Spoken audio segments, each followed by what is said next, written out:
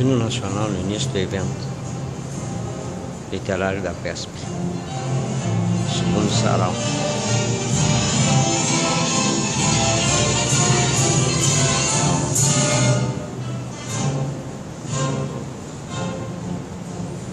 Virando Ipiranga, as margens plácidas de um povo heróico, brado retumbante. O sol da liberdade em raios fúlgidos brilhou no céu da pátria nesse instante. Senhor, dessa igualdade conseguimos conquistar com braços fortes. Em teu seio, ó liberdade, desafia o nosso peito à própria morte. Ó pátria amada e idolatrada, salve, salve. Brasil de um sonho intenso, raio vívido, de amor e de esperança a terra desce. Sem teu formoso céu risonho e límpido, a imagem do cruzeiro resplandece.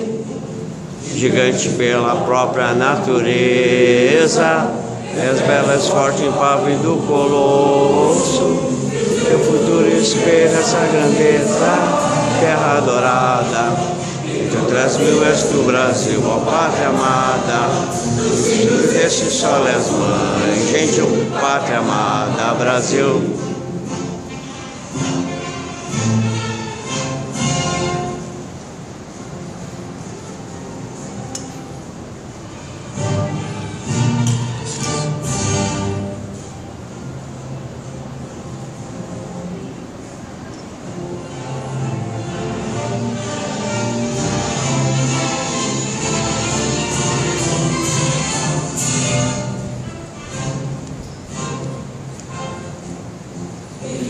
Eternamente em berço esplêndido, ao som do mar e à luz do céu profundo, fulguras, ó Brasil, florão da América, iluminado o sol do novo mundo, do que a terra mais garrida, teus risonhos lindos campos têm mais flores, nossos bosques têm mais vida, nossa vida em teu seio mais amores.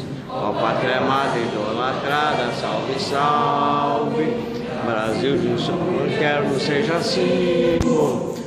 Lá barocas tentas estrelado, de ouro desta flâmula, paz no futuro e glória no passado. Mas segues a justiça clava forte, verás que o filho teu não foge à luta. Teme quem te adora a própria morte, terra adorada. Entre 3.000 és tu, Brasil, ó pátria amada. Dos filhos desse sol és mãe.